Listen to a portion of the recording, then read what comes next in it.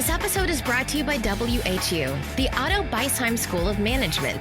WHU is reshaping the way students learn about business, management, finance, and entrepreneurship through its innovative programs and partnerships in Germany and across the globe. To learn more about this globally ranked university, visit whu.edu today.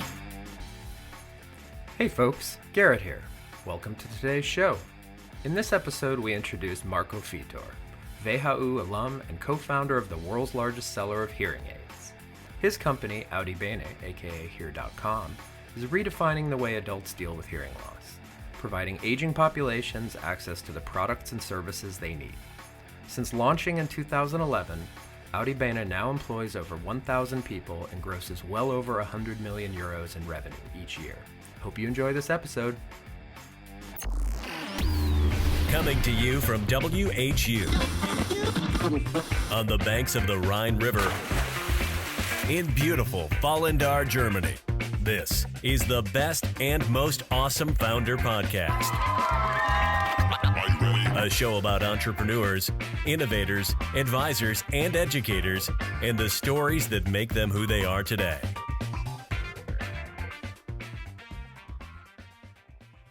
My name is Marco, and I sell hearing aids. We help people that have a hearing loss. It's typically a topic that pops up if you're 50 and above. It's a typical age-induced, let's say, issue.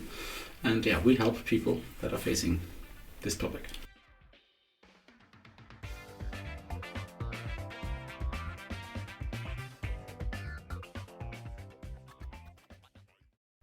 Well, Marco, welcome. It's really great to have you here. I really appreciate you coming, as I know you have a very, very busy schedule. So maybe you can start by telling us a little bit about your experience becoming an entrepreneur and how you got into the hearing aid business. I think it starts very early.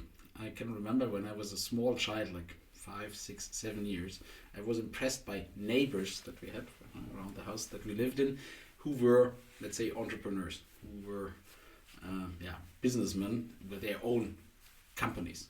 And I really was fascinated about that. They were doing a lot, they were traveling, had nice cars, and I thought, oh, it's actually a pretty interesting, let's say, lifestyle. Well, my parents were classical employed people, my mother a teacher, so very, let's say, more traditional, and I was fascinated by the lifestyle that these entrepreneurs around me had. So that was the very early kind of foundation. Then I was participating in a school project when I was in high school in 12th grade. We participated in a project where we actually started our own company, and it was, you could call it a marketing agency that we built, helping small and medium-sized companies in my hometown to get online. We were focusing mainly on website building and so on. It was in the late 90s, so really in the early days of the internet.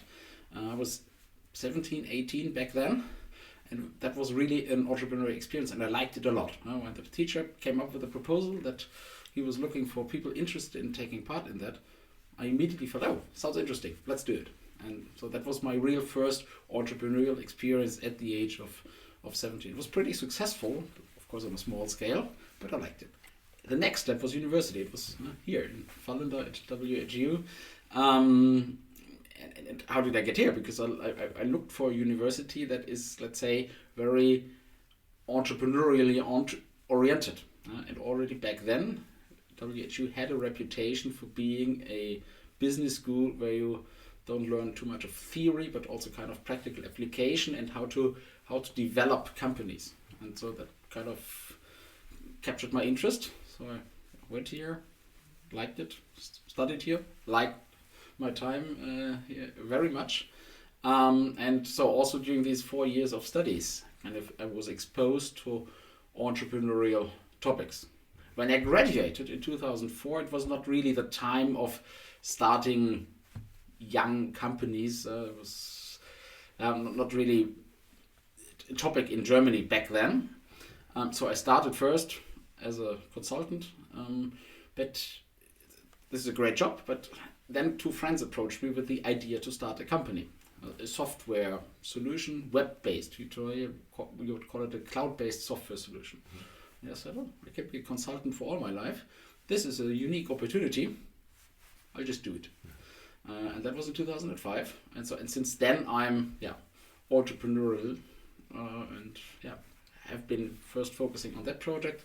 Later on, we sold the license for this company to our for this software to our largest customer, DuPont. But I didn't want to end up in the 5th level of hierarchy at DuPont, being responsible for internal software solutions.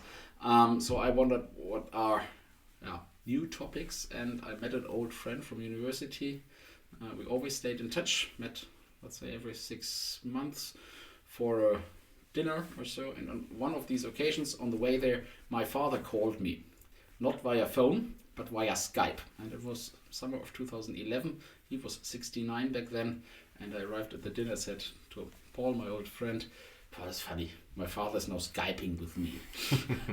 These old people in the internet, that has a lot of potential. And they call it the silver surface because they typically have gray hair. And that was kind of the starting point of a very structured discussion around where are opportunities, especially given that now people above 50 are also massively online, and it's not only a topic for young people anymore that they use the internet. No, it's really across all age groups, and especially for the silver surface, there's not so much dedicated offers out there.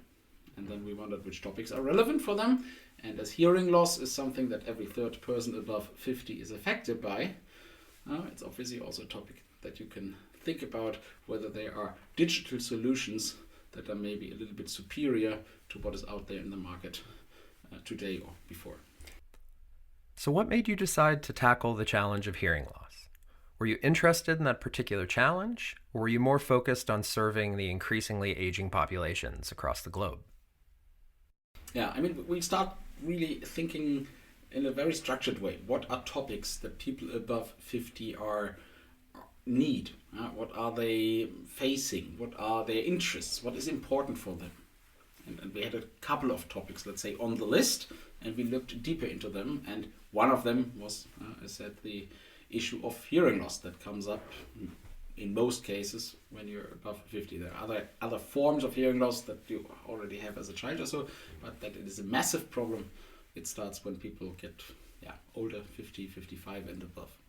We also looked at other topics, but in the end, we always kind of came back to the hearing loss issue, where we saw that the existing, let's say, distribution structures are not customer oriented, that they are also not efficient. So there's a lot of inefficiency in the system, and at the same time, people have a lot of prejudices. And the existing distribution infrastructure, the retailers, were not capable of reducing and taking away these prejudices. The solutions that are out there are great. The products, the hearing aids, are great devices, super pieces of technology, helping people really. But people don't know. People believe it's different. People believe they're big, brown, they don't work.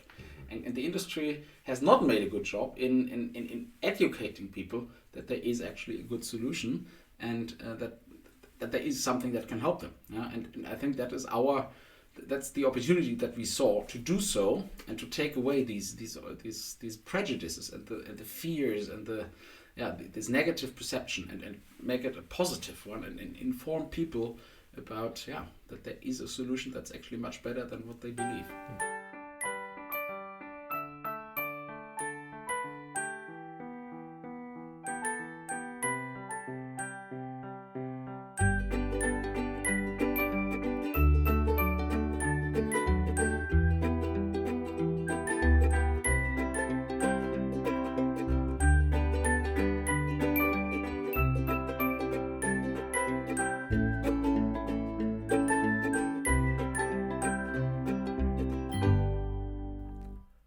Now, it's my understanding that hearing devices are rather high price point, customized products, something you don't see too often in e-commerce environments.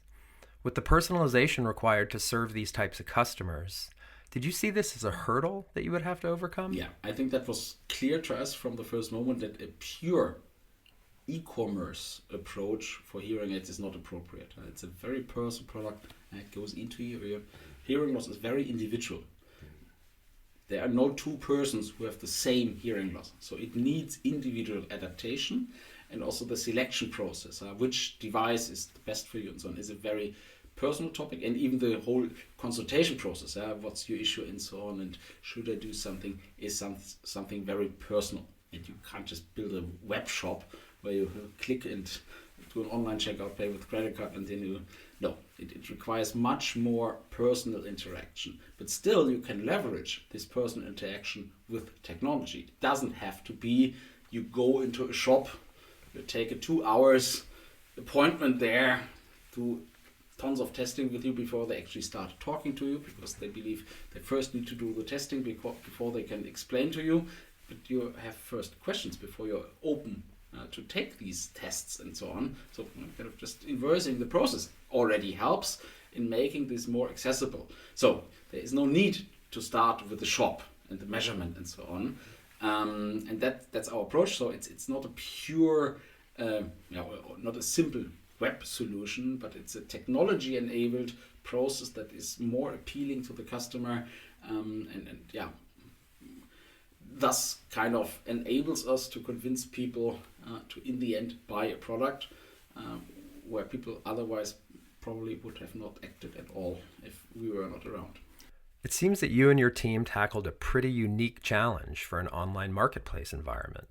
Can you walk us through the general value proposition and customer journey Audibene provides? Yes, we sell hearing aids to end consumers, so it's a B2C business. We benefit from the fact that every third person above 50 is affected, suffering from hearing loss, and at the same time that 3/4 of people above 55 nowadays are online. And we use to a large extent digitized process. We start with online marketing only, so all our marketing is done online. We then continue with a consultation via phone, via WhatsApp, via video, via our Audibene app. So we have our own app solution where you can actually allow for kind of communication at the time that the customer wants to communicate. So kind of don't have to be at the same point of time, at the same location, or at the same time on the phone. So technology-enabled communication. And in the end, we sell the hearing aid supported via local audiologists, so the traditional retail shops, where we send the customer and the hearing aid, and then the local audiologist performs all these tests that are required and does the fitting of the hearing aid according to the measured hearing loss. So that's kind of the individual programming of the device that's done locally. But also then again after, we take over the after sales, let's say consultation, explaining things and so on. So it's a mixed process out of online components, phone consultations, and the physical visit at a local shop, which is our partner provider. Does that mean Audibene has multiple business development fronts where you not only have to acquire the customer, but also develop relationships with partner audiologists? Yeah, that's what makes our business, for me, also now 7 years in, fascinating, because we have these different components. We have the pure online component, which is the marketing part. We have that technology-supported consultation part, and we have the, let's say, B2B part, where we interact with our local partners, which are very stable relationships, because they realize that we bring additional customers, incremental users that otherwise would not have acted. So really, actually, we make the pie bigger by attracting customers who otherwise would not have become customers. And does that, in essence, then leverage those local audiologists into kind of becoming ambassadors for you guys, or sales channels almost, or marketing channels? No, not as a marketing channel. Yeah, that's our job to let's say, recruit these customers in channels that the local audiologists, typically they are operations with 5 to 15 employees. They can't be really visible online. They have a website, but they can't do active online marketing. That's our job. But we partner when it comes to really supplying the product, fitting it, measuring, and so on. And there we actually have it's really a win-win situation. We have incremental customers where the local partner receives a share in the basket that we in the end then receive from the consumer. So it's good for him, it's incremental business, he has free capacities, and we can, via our partners make sure that the fitting is done individually on a high quality level. Now, it's my understanding that you have quite a global reach. Can you tell us about Audibene's footprint and what markets you're operating in? That was actually also a fact that fascinated us from the beginning, because we knew that this is not an issue and a topic that's limited to one country only, but it's a global phenomenon. Every third person above 50 has a hearing loss. Wow. And the prejudices are globally more or less the same. So from day one, it was clear that this will be one day has the potential to be a global topic, a global company as well then. And that's actually what we do. So we went into our first foreign market, which was the Netherlands, so very close by, after 12 months of operation. Wow. And then another year later to Switzerland and Malaysia. So a more developing market in Asia, because we wanted to show it's nothing that is limited to Europe or Western markets only, but it also works with slight adaptations in markets like Malaysia, which is very far away, to really prove that this concept of convincing people is really has global potential. So and since then, now things developed further. We then went into the US in 2015, Canada, France, to Korea, to India.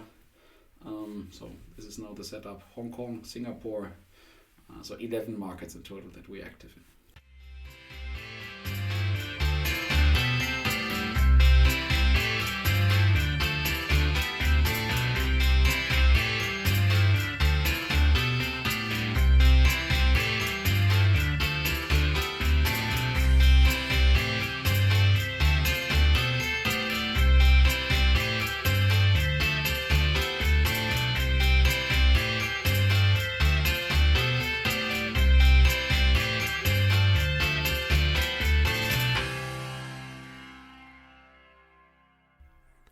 I'd like to talk to you a little bit about the business itself.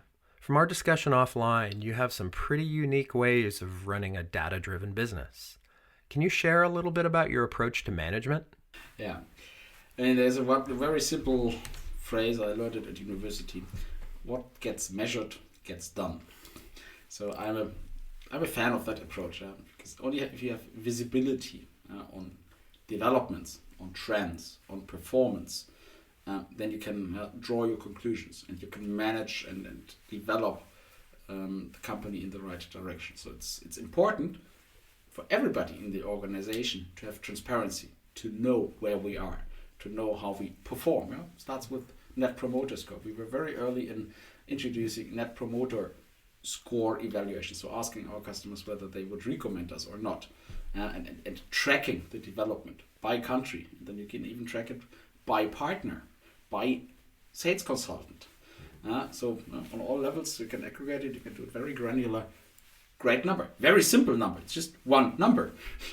So it's data to a certain degree, but it's simple. It can be understood by everybody. Also, and I think that is something very important. Numbers need to be, people need to be able to understand them, because it doesn't make sense to build complex reporting tools with hundreds of KPIs. On the one hand, transparency is important, but it needs to be understandable. It needs to be digestible for people across the entire organization. And so we measure a lot. We create a lot of transparency. We have a lot of, let's say, rankings of performance of teams, of sales consultants, of partners, different products, how they perform on the ear of the customer. And we do a similar approach also for qualitative, let's say, data, because not every information is necessarily a number. So I have also qualitative goals that are more difficult, even impossible to put into a number, but then you just define your target there. And again, it's important to measure that. We work with OKRs, so quarterly objectives and key results that we want to achieve as an entire company, but we then break it down into countries and functions. Each country and each function develops quarterly goals and objectives, and then once the quarter is over, we review how did we perform, and we assess how much progress did we make on these topics that we defined. And even there you can say, even if it's a qualitative goal, you can say, have we achieved it to 20%, 50, 70, 80, whatever.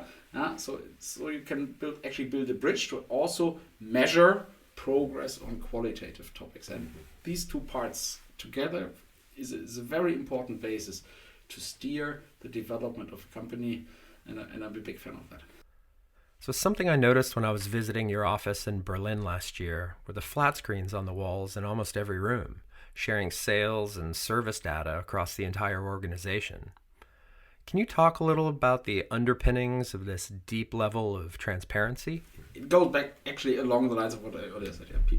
People need to know, and people across the organization need to know. Every single person should be aware of how he or she is actually performing in an absolute dimension, but also relative to peers, to colleagues, and so on. So it's I think fundamental to have this transparency being there across the entire organization on standardized formats, let's say. So we need to measure productivity or whatever, customer satisfaction in the same way in each office. It can't be that we measure customer satisfaction in India differently than in the US.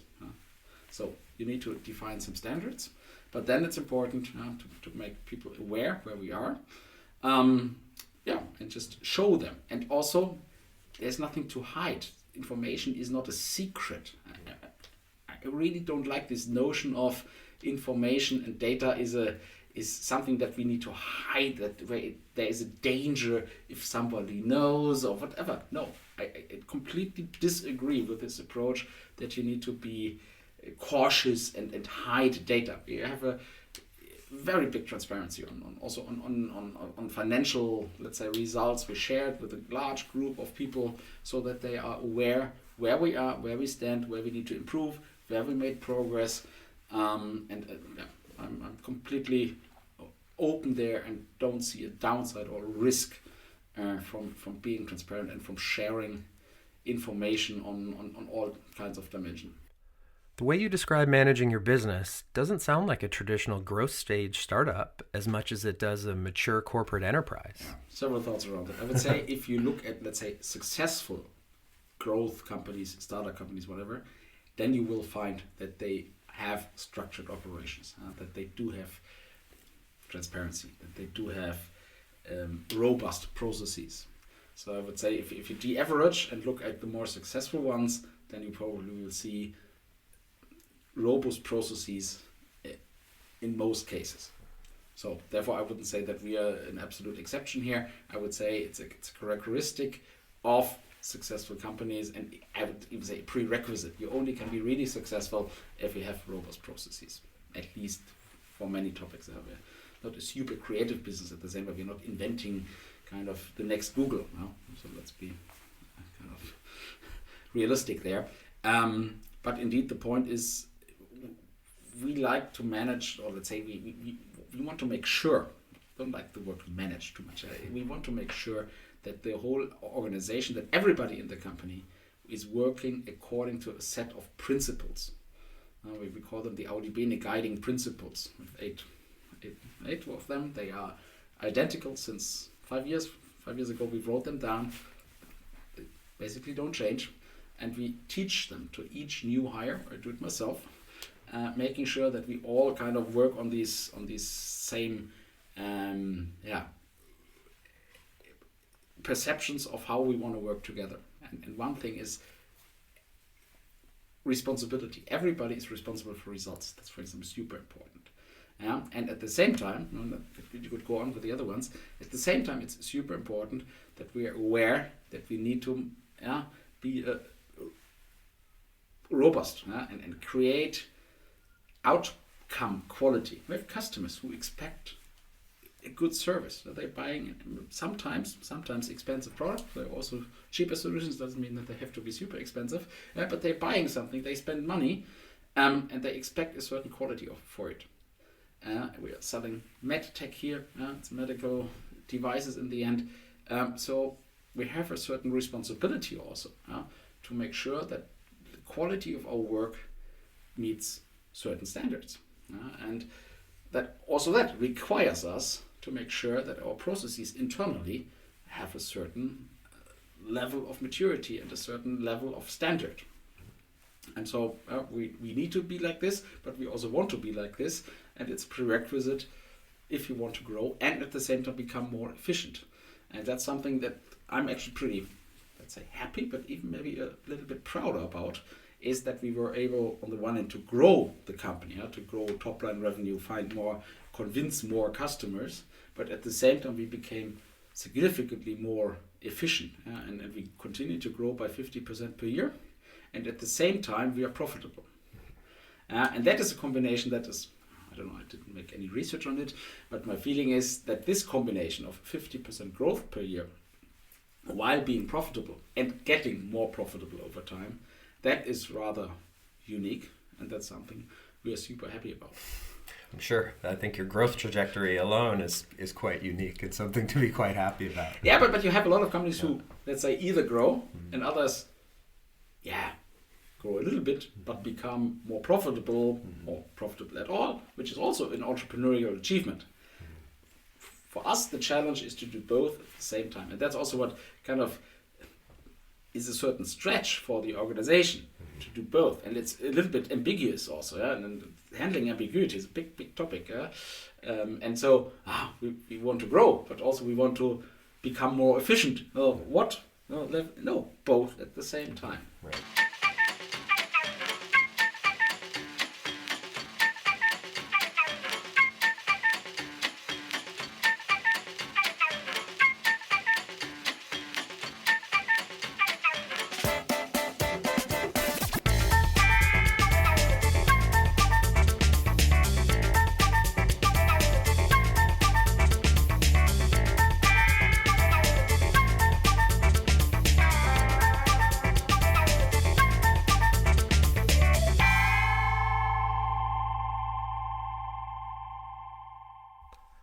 Now, much like a long-established company, it seems you operate a very disciplined and data-driven organization. But it's my understanding that you have quite a unique corporate structure. Maybe you can pick up on that. We don't have too much of structure, because structure makes, I believe, companies slow. And we face a lot of change. We have this complex process of online consultation, fitting with the partners, and we have an underlying technology layer. We are currently developing our own hearing aid specifically targeted towards younger customers with milder forms of hearing loss. And in all these dimensions, we have a lot of change, and we want to be the drivers of innovation. So there is constant change in what we do, and at the same time we grow, and at the same time we want to become more efficient. So that requires us to constantly adapt, to constantly incorporate feedback that we receive from the market, from customers, from partners, and so on. So whenever we become too much structural in some way, I believe there is a risk that this kind of ability to change and to adapt is reduced and limited. So therefore, not too much of a structure. We still have no org chart. We are over 1,000 people, and there's no written structure. There are no written reporting lines. Of course, you need some structure in a company with more than 1,000 people. That's clear. I'm not crazy, but you can limit it to an absolute minimum and make sure that people feel responsible for results in their specific role, in their specific area. You don't need hierarchy for this. And it sounds, again, ambiguous. On the one hand, no structure, but then there is structure. No, but it works at the same time to be flexible, agile, and creative, not looking in hierarchy, but on the other hand, of course, making sure that the outcome quality, what we deliver to our customers, has a quality standard that is good. I find it really interesting that in some ways you focused heavily on structure, and in others you've tried to keep it more loose and adaptable. How did you decide in what areas to be more disciplined and where to be more flexible? Did you do this on instinct? It is to a certain degree intuition, because can't learn that somewhere. It's also learning by doing. We do something, and we monitor the result. Is it good? Is it bad? Well, if it's not so good, then we kind of adapt again. It has to do with just trying things, with working on them.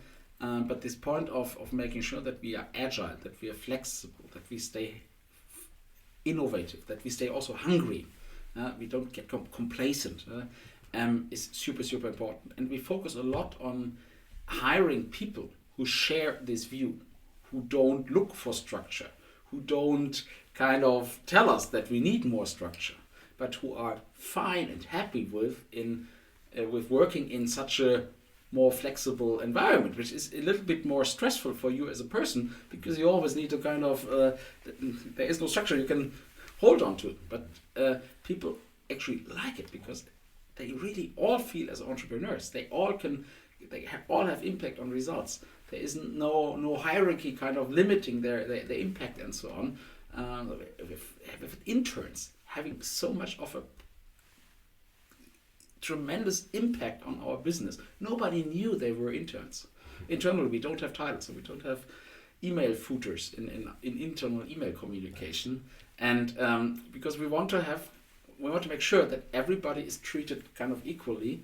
Of course, people have different backgrounds, experience, whatever. Of course, the actual input is different, or our impact is different, but it should not be due to titles or whatever that this comes. And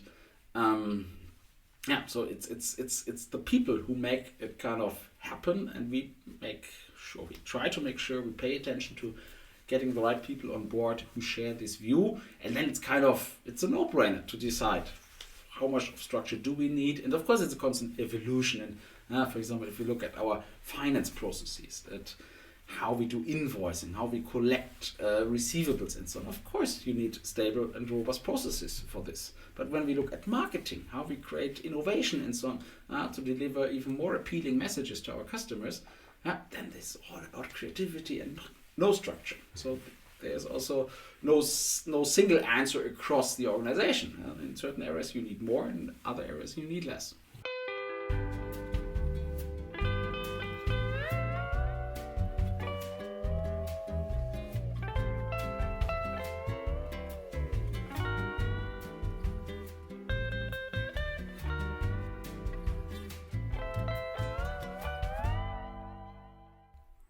I'm really curious about the implications of this for a startup founder, because from my experience, the less organizational structure a company has, the greater the burden is on the leadership to manage people effectively. Do you find this lack of hierarchy and reporting lines to have an impact on your day-to-day management of the company? I believe that typically management levels and reporting lines create work that doesn't have any impact. It's just waste that is created. So no, I don't see that there is that's.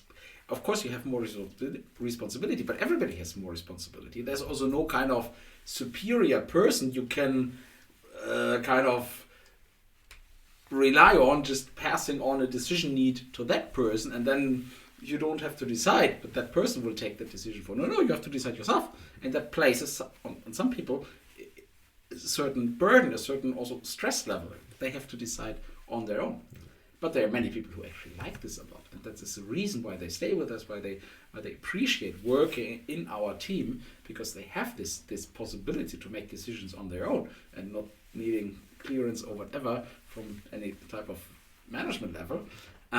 So again, it's a question of having the right people on board who like that challenge and who are fine with it and appreciate it. Right. It doesn't work with people who want structure, who need structure, and we're very open about it when we hire people, that they won't find this. They also won't find signals of power or hierarchy or whatever. Everybody has the same desk. There is no separate office for anybody in the entire organization.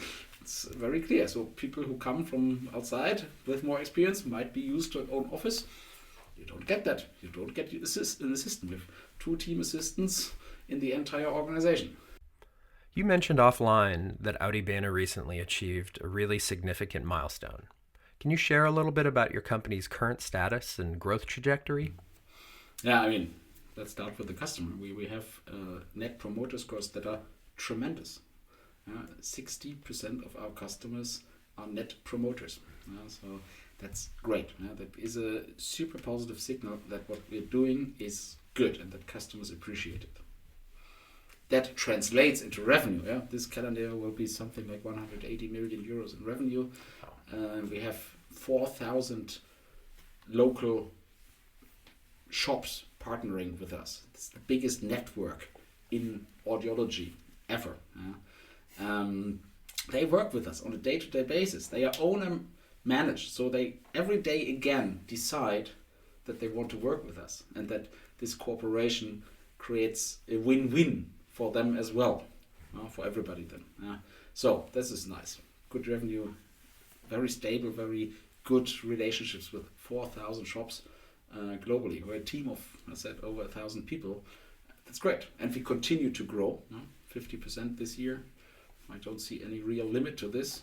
We always have kind of a long planning horizon. We set pretty aggressive and ambitious goals where if you say them right now, people think you're crazy. But then we call it begin with the end in mind. Then you deduct from where do we want to be in 5 years. You know where you need to be in 2.5 years.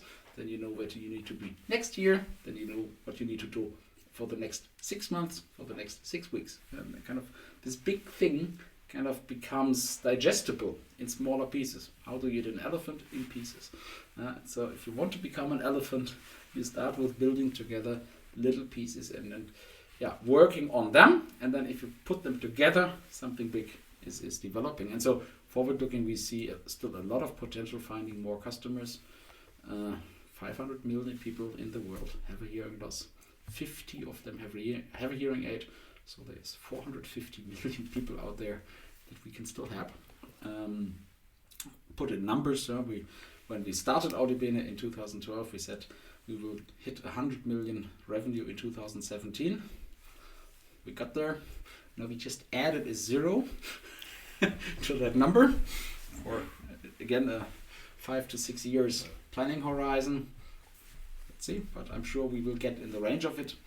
We want to make sure that we continue to be super well appreciated by our customers and by our partners. It's super important. And we want to make sure that we continue to leverage technology during the entire process from the first touch point to, in the end, after sales services, like with our own device. So there's a ton of topics that we're working on, but it's super fascinating. I imagine that many of the entrepreneurs listening are struggling to understand how to move from idea to market to growth and all of the important steps in between. I believe Audibene has some interesting methods of capitalization that help propel this meteoric rise of yours. Would you mind sharing a little of that story? Yeah, I mean, we had a very pragmatic approach to it. We had this idea. We tested it a lot with interviews, interviewing consumers, interviewing audiologists. So we just sat down in the car, drove around, and we got a positive feeling that there is potential for our idea. So we financed that out of our own pockets from what we had saved. We hired the first people, we started building the website and so on, all self-financed.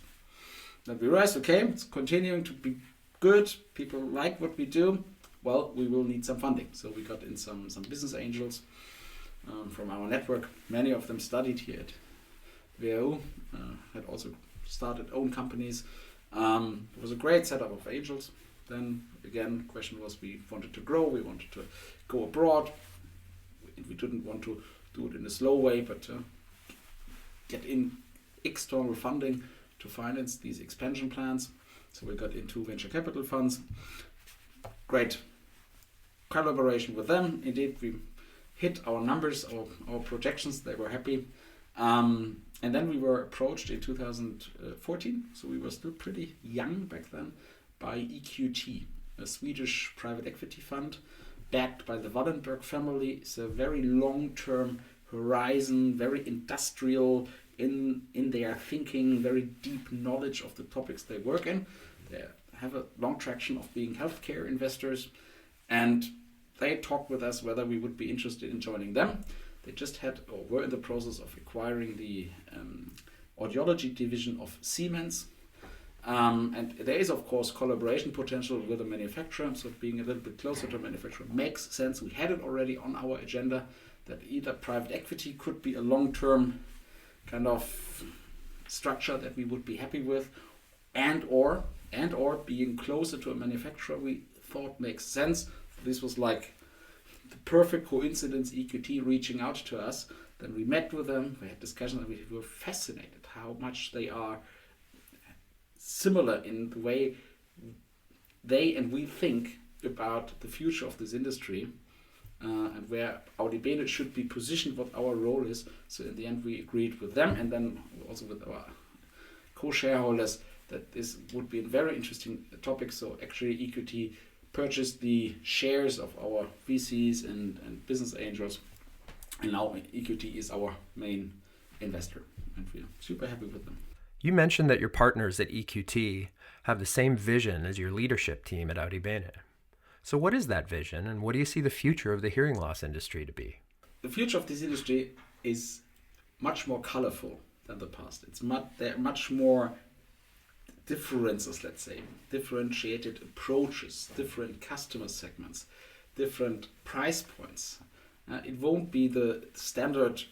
There will still be a, let's say, standard product sale, one-off. You sell a hearing aid to a consumer, then he goes home, uses it for the next 5 or 6 years, and maybe in 6 years he buys a new one. This is currently the majority of the market. There will be other forms of delivery. There will be time-based consumption, so you pay per use. There will be leasing models. There will be even more digitized ways of delivery, where you might not go to a shop but have a kind of more remote fine-tuning. So this already exists today, and people like it. Customers like it. Also audiologists like it, because it makes their own work much more efficient. There will be more value-oriented segments with cheaper products. There will be super high-end segments with super powerful instruments. So it will become a little bit more complex. And that is, of course, a challenge also for the traditional audiologist, who in these smaller structures needs to now adapt to all this change happening there, all the technology, digital connections with phones, with other pieces of equipment. This is new over the past 2-3 years. And so this is also where we come in, by supporting, on the one hand, partners, well, kind of getting in touch and getting used to this more complex future. But also for us, it's a perfect opportunity to make sure that we are at the forefront of innovation, that we kind of use the change that is happening here to make the best out of it for the consumer, and make sure that we deliver user-oriented solutions for all these different segments of the market. And much of it has to do with technology. Also there, us being a digital player from day one, with a largely digitized process. I think we're in a pretty good position to leverage technology here further and to be the users of this technology.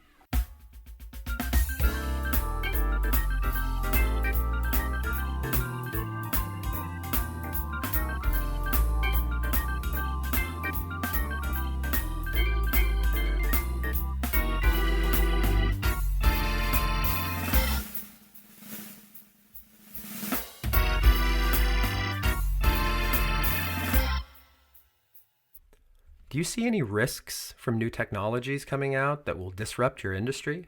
And are there any risks associated with new hearing loss interventions like cochlear implants, stem cell therapies, etc.? First point, I never think in risks.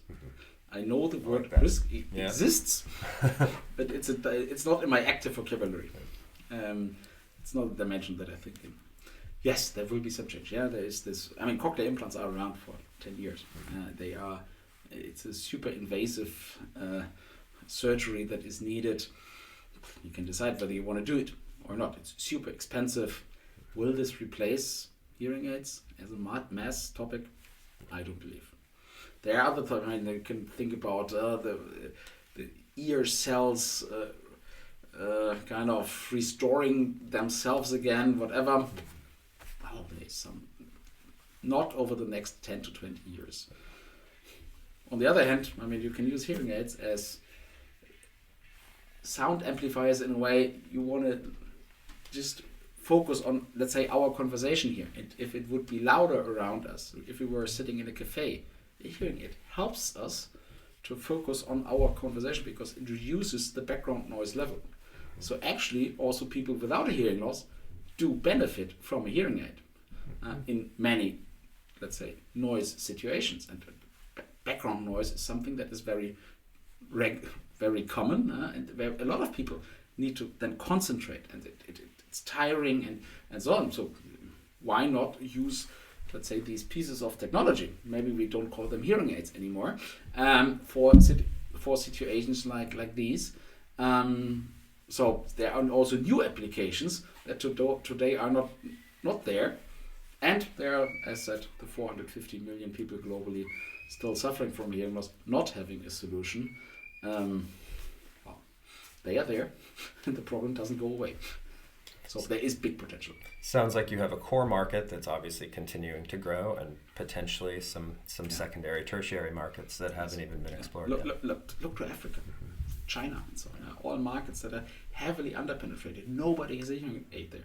A lot of people suffer, and it's really, I mean, not being able to hear is something that is impacting your quality of life significantly. Yeah? And if you see the hundreds of million people that don't have access to that technology, kind of compensating for this hearing loss, they really suffer. They really have an issue, and serving them is a big potential. Now, you just mentioned Africa, a place where I spent many years working with the proverbial bottom of the pyramid populations. As the products you sell seem to be somewhat cost prohibitive for the billions and billions of lower income people across the globe, are there any technologies out there that can be cost effective enough to serve this massive potential market? Yeah, I mean, that is today still the major issue. Why many countries' penetration rates are so low, because people just can't afford. I believe that with the kind of ongoing digitization of this entire product and the way how devices are fitted and so on, this makes it easier to have a more efficient kind of distribution approach in such markets where there is also no existing infrastructure. In Africa, there are just no audiologists.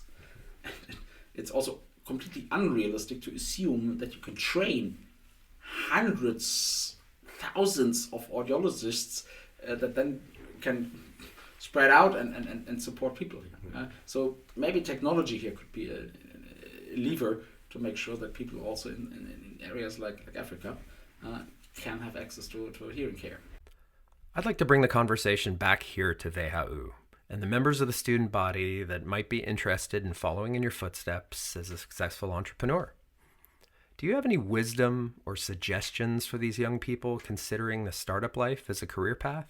I think one important point is this notion of risk. I often run into people who think a lot in what if, in risks. And I believe this is wrong. You should not think in risks, especially if you're young, because you can always reconsider a decision.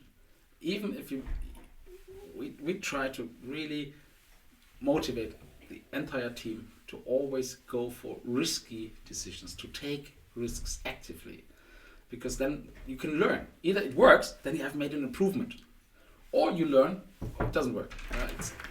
It's worse than before. And if this is the result, then then you realize pretty soon that this was not the right decision. But then you can adapt. Then you kind of change the direction again. And so the downside of having taken risk is typically super small. But the potential upside is big. So it's important to constantly take risks and make sure that by taking them, you improve and you develop new things. And you should not be afraid of the potential downside. It's not there. And so the biggest risk is not to take a risk. And I see that many young people, but I'm really surprised that I'm the most, let's say, aggressive and risk-loving guy in the room. And many younger people are very shy and very conservative and want to make sure that they don't take a risk. So my recommendation clearly is go for risks. And second maybe is go out and sell. I see a lot of people starting companies who have excellent ideas, but who sit most of the time in their office, and kind of build excellent presentations, documents, processes. Accounting is working excellently, whatever. No, you need to go out and sell. Convince partners, convince customers, convince suppliers, convince investors. And you need to go out for this way. I would say I'm 60-70% of the time not sitting in the office in Berlin, but traveling somewhere. Can be one of our other offices, but also a lot there. That's why I'm here regularly, to meet great talent, to meet new people joining us or one of the companies that we are invested in as an angel. You need to be out and talk to people, engage with people, not sit in the office and at your desk and laptop and kind of work on Excel spreadsheets. I'd like to wrap things up by asking you a few questions about you personally. Something I do with all of my guests on the podcasts, whether they like it or not. The first one is, what book is on your bedside table? What are you reading right now? It's a book called Factfulness. It's from a Swedish author. He's a professor, and it's about the misperception that many people have about, let's say, global distribution of wealth, of health, and so on. People still believe there is the West and the rest, and there are hundreds of millions of people living in poverty or whatever. It's not true. We're a lot in Asia selling a lot of hearing aids there, and we see that it's actually not true. And this book is exactly kind of analyzing this in a very much deeper way, that there is a huge number of people now globally who actually have a decent standard of living, and the world has become much better in the last 30, 40 years. But many people still live, and that is not true anymore. So that's one book that I'm currently that's a good one, listening to. And the second book that I always like to read is The Lonely Planet, for whatever country that I'm currently visiting. I have a big pile of Lonely Planet travel guides for the countries that. So, and what's the next one you'll be visiting? Do you have any travel plans coming up? I just was actually for 6 weeks on vacation. And we said, because everybody who's in the company now since day one, so since 6+ years, should take 6 weeks of really time off, no emails. Wow. So I just had this. I was in Vietnam, I was in Malaysia, I was in Australia, in Dubai, and then again in Vietnam. It was a great experience. Wow. Awesome. So I currently have to plan Australia, Dubai, and Vietnam. I'm seeing a theme there, getting out of the cold in Berlin for warmer climes, right? For sure. Okay, last question. Is there anything on your playlist that you're willing to share with our listeners? I'm not actively managing it. I'm using Spotify, and I like the recommendations they give to me, and then I think they learn and adapt by me clicking next, whether I like it or not. That the outcome is pretty good, and it depends also on the kind of setup. And so I rather take the recommendation there. Awesome. I really like that approach. I've been trying to incorporate the kind of Steve Jobs, Zuckerberg, Albert Einstein had this practice of, if you eliminate decisions in your life, you get a lot better at making the decisions that you have to make. That's why so many of these guys always wore the same clothes. Albert Einstein had a closet full of the same suits. Steve Jobs always wore, and the whole philosophy behind it is eliminate unnecessary decisions and save your mental energy for the ones that are most important. I've never heard about this, but I can fully relate to this. And I think I follow this principle, not knowing about it as well. Awesome. Marco Vietor, thank you so much for joining us today. It was a pleasure to chat with you. It was my pleasure. Thanks a lot for this nice conversation. Awesome. Thanks, mate. Thank you. Well, folks, that was Marco Vietor, co-founder and CEO of Audibene and Here.com. Coming soon in episode 4, we'll speak with Patrick Fogel, former CFO/COO of the autonomous vehicle mapping company Autonomous GmbH. Since their exit to TomTom in 2017, Patrick now manages TomTom operations in Berlin while pursuing his passion for angel investing. We'll talk startup stories, the complexities of corporate exits, and life in general in Berlin. I think you'll like it. Bis nächstes Mal.